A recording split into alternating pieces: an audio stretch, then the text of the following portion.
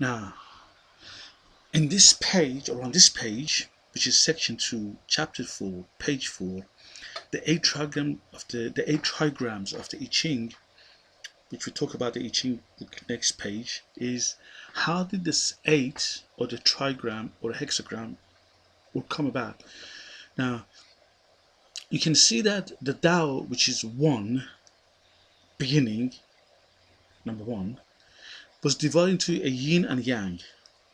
Yeah, a yin and a yang. So it became 2. So from 1 became 2. Now, each yin and yang divide into a further yin and yang. So each yin went into 1 yin and 1 yang. And each yang went into 1 yin and 1 yang. So now you've created 4. 1, 2, 3, and 4.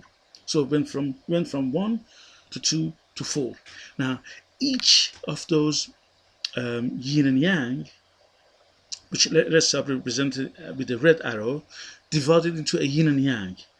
So a yin and yang, yin and yang, yin and yang, yin and yang. So each 4 divided into further, and they went into 8. So the 8 was the completion of this yin and yang division, which ties in with the 8 trigrams of the I-Ching, now which is on the left hand side of this diagram. And you can see the importance of the 8 represents the 8 directions: north, northeast, east, southeast, south, southwest, west, northwest. So that's the 8th direction of the compass, relates to the 8 trigrams of the I-Ching and the Taoism.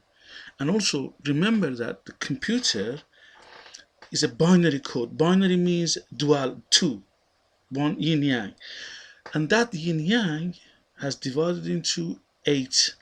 So when you, let's say, type in your computer capital A, letter capital A, that letter A, capital A, divides into 8 digits: yin yang, on off, 01, 01, which we talk about in the computer section.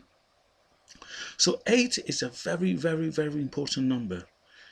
The 4 direction, the 8 direction of the compass, the I-Ching, the 8 trigrams of the I-Ching, the 8 binary codes of the computer, they're all based on Taoism. So everything that we talk about, as I said, the Taoism explains just about everything. We talk about that in more detail. The Fibonacci number, which is these, you add them together, which we talked about in the last chapter. Everything depends on Taoism.